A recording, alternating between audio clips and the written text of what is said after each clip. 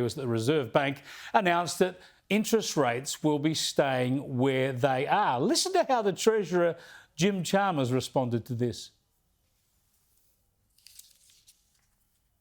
This is a decision which will be welcomed right around the country.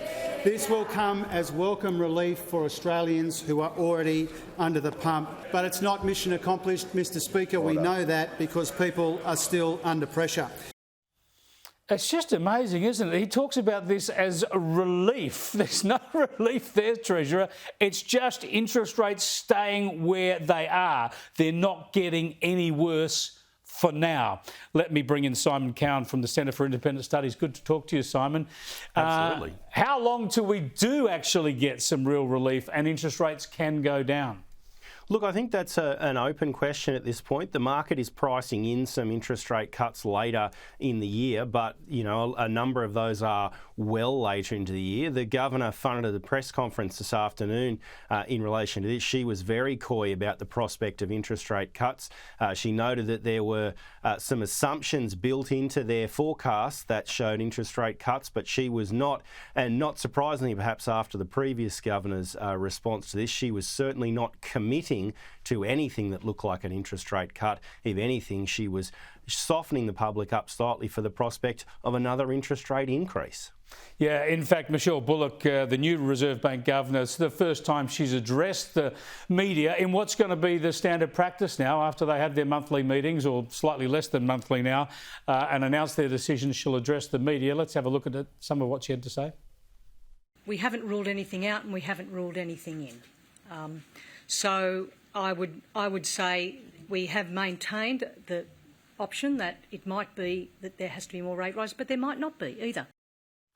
Yeah, it was a masterclass in saying nothing, wasn't it, Simon? If she keeps on with that approach, no one will turn up at these press conferences, which is probably the way they're supposed to be, right?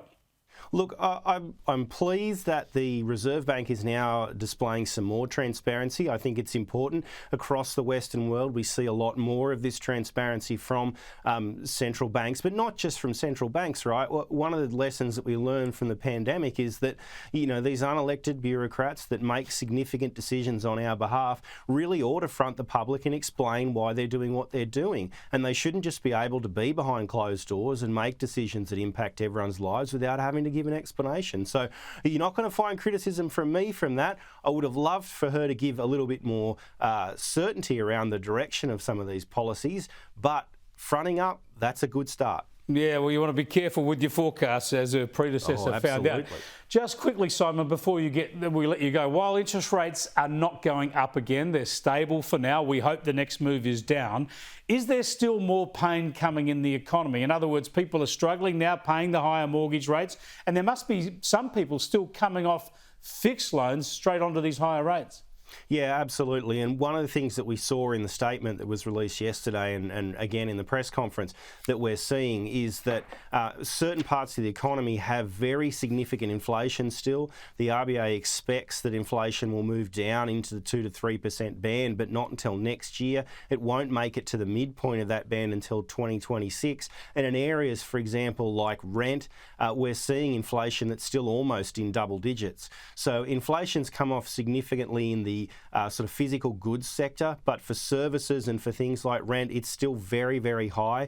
And as the Governor noted in her press conference, that inflation itself, not just mortgage rates, but that inflation itself is also causing pain for people in the economy. And one of the big risks we have here is that what might motivate lower rates is actually a significant uptick in unemployment or a downtick in growth. And while that might bring some relief to mortgage holders, overall that won't be great for the economy. No, that'll be tough for a lot of people too. Thanks for joining us again, Simon. I appreciate it. Simon Cowan there from the Centre for Independent Studies.